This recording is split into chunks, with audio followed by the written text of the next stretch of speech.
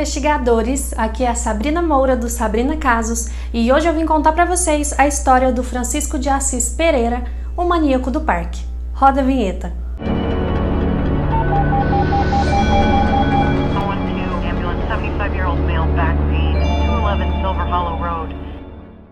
Antes de começar, não se esquece de me acompanhar lá no Instagram, que é @SabrinaCasos, e lá eu coloco extras dos casos que eu trago aqui no YouTube e também tudo sobre o mundo True Crime. E não se esquece de se inscrever aqui no YouTube também para você ficar por dentro de todas as investigações que a gente ainda vai ter por aqui. Francisco de Assis Pereira nasceu em 1967 no interior de São Paulo. Ele era considerado uma criança quieta, adorava andar de patins e ele participava também de exibições atuando em parques da cidade. Andando de patins, ele sofreu um acidente que ele teve que fazer uma cirurgia para retirar um graveto que entrou na cabeça dele, quase perfurou o tímpano.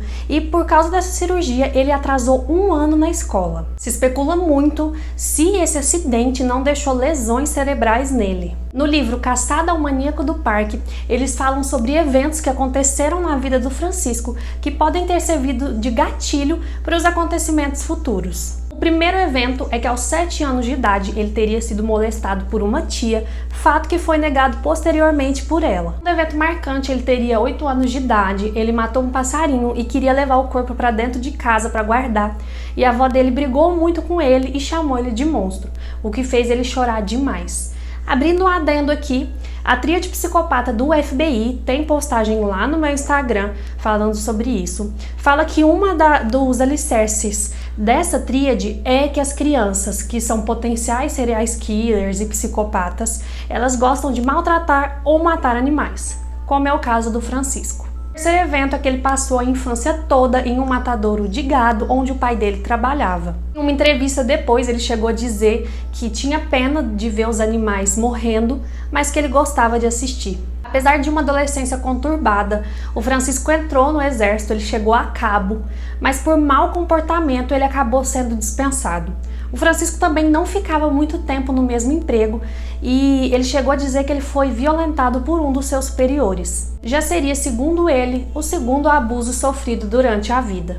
O Francisco teve um relacionamento mais duradouro com uma moça chamada Tainá e ela disse que ele também a agredia sempre.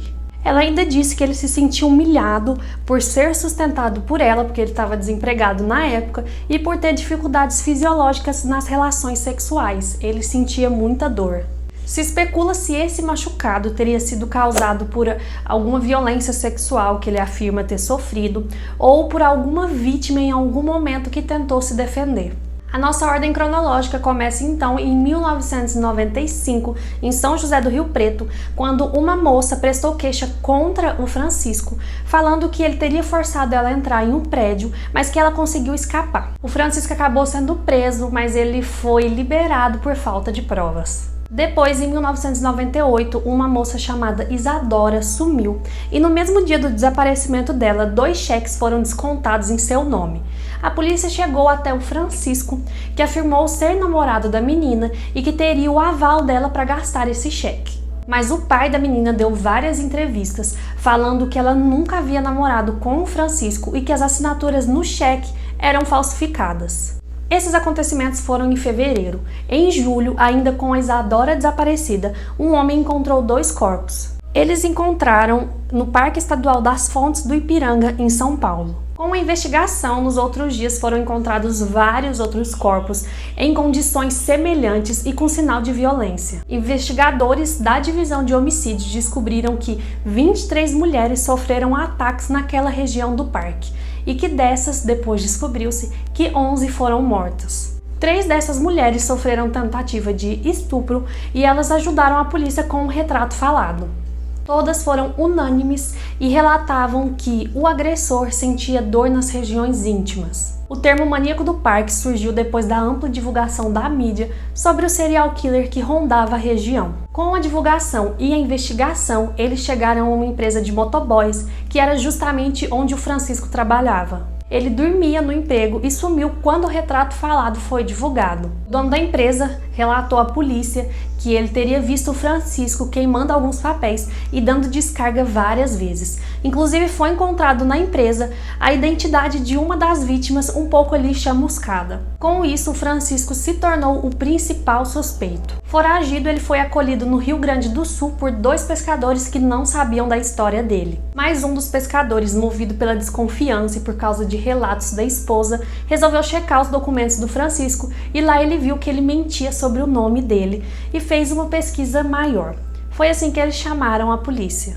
Em 4 de agosto de 1998, foragido há pouco mais de 20 dias, o maníaco do parque foi então preso. Quando ele foi preso, ele descrevia com frieza o seu modus operandi. Ele atraía mulheres entre 17 e 24 anos, mais retraídas, na estação de trem. Inclusive, em alguns lugares a gente encontra que ele também tinha uma preferência, que eram mulheres de cabelos escuros e longos. Ele falava para as garotas que era um olheiro de agência de modelos, ele era muito persuasivo e também bem articulado, e ele oferecia um emprego para elas. Essas jovens subiam na moto dele e iam até o parque com a promessa de tirar algumas fotos. Lá ele cometia os crimes fazendo tortura psicológica com as meninas, mostrando o corpo de outras vítimas que estavam ali espalhados pelo parque. Um fato meio bizarro é que o Francisco deixava os corpos em posições similares ao dos animais no abatedouro que eu falei para vocês no começo do vídeo. Segundo ele tinha uma voz na cabeça que ficava mais forte e mandava ele fazer coisas cada vez mais violentas. Ele confessou o assassinato de 7 mulheres, embora acredita-se que esse número pode ser muito maior. O promotor Edilson Bonfim falou na época algo que chocou o Brasil inteiro. Ele disse: "E aqui eu os apresento. Este realmente é o maior serial killer da história do direito penal brasileiro." Os laudos apontam que o Francisco sofre de transtorno de personalidade antissocial. Então ele não se adapta a normas e regras sociais. Também que ele sofria de psicopatia, que é diferente do termo maníaco pelo qual ele ficou conhecido. E que ele entendia a gravidade dos crimes, mas ele não controlava as suas emoções. O Francisco foi condenado a 268 anos de prisão e nesse período em que ele esteve preso na penitenciária de Laras, ele recebeu várias cartas de mulheres apaixonadas. Inclusive, em 2005, ele acabou se casando com uma dessas fãs. Como no Brasil não se pode ficar preso mais do que 40 anos, em 2028 o maníaco do parque pode ser solto. Mas o Ministério Público quer um novo exame que ateste a sanidade mental dele para ele não ser solto e assim ele passar o resto da vida dele em um hospital psiquiátrico. Segundo Linneu Evaldo, que foi o advogado de defesa do Francisco, ele afirma que se ele não for 24 horas supervisionado, ele vai cometer crimes de novo e da mesma forma. O Francisco atualmente na cadeia, ele se ocupa de crochê e ele lê a Bíblia todos os dias e também vai ao culto. Ele não tem amigos e prefere ficar isolado. Ele ficou obeso porque desde que ele foi preso ele não praticou nenhum exercício físico e ele tem muito medo de contrair o novo vírus da pandemia. Tem muitas entrevistas no YouTube com ele que vocês conseguem ver a complexidade da pessoa que o Francisco é. Inclusive tem entrevista muito famosa do Marcelo Rezende com ele. Eu espero que vocês tenham gostado do caso de hoje. Eu vou deixar a playlist de casos aqui se vocês quiserem ver outros vídeos como esse. E eu espero vocês na nossa próxima investigação.